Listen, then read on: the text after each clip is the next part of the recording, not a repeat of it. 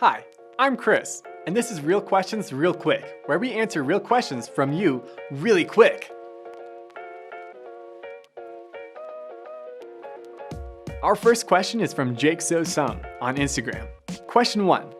In the Genesis story, how was light created on both the first and fourth day?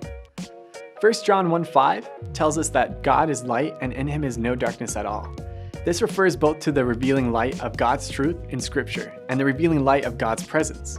Revelation 21:23 actually says that the new heaven and earth won't need sun or moon because the glory of God himself is its light.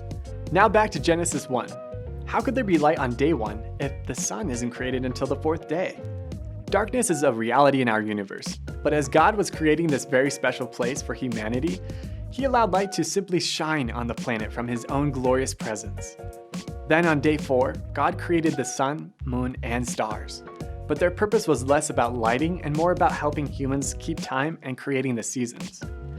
God is light himself and needs no outside source to push back darkness. His presence brought light on the first day and will provide it throughout eternity. This question comes from our friend Ted at 412teens.org. Question 2. How do I care for others more?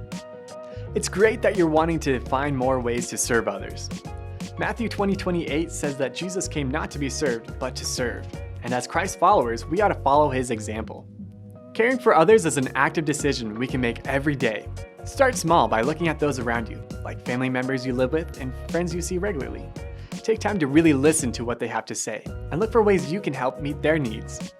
1 Peter 4:8-11 tells us that we should serve others in the way God has gifted us, and as we're able. If you can't make it to the food pantry to volunteer, then look to find ways to serve your family or neighbors. Don't get discouraged if you can't do grand things. Every act of service, big or small, grows your faith. Question 3. Is it wrong to say Xmas instead of Christmas? Nope, there's nothing wrong with saying Xmas instead of Christmas. Some may say that Xmas is part of a grand conspiracy to take Christ out of Christmas. Sure, some people may use Xmas in that way, but the reason for the X being there has nothing to do with getting rid of the name Christ. The Greek word for Christ begins with the Greek letter Chi, which looks like this. So, Christ in Greek looks like this. People have been using Xmas as a shorthand for Christmas since the 16th century because the X stands for Christ. Historically, seeing X as a symbol for the name of Christ is actually pretty common. The next time someone tries to offend you by saying Xmas, you can smile, reply with, "Merry Xmas!" and inwardly chuckle at the fact that they actually just said the name of Christ anyway. This has been Real Questions Real Quick.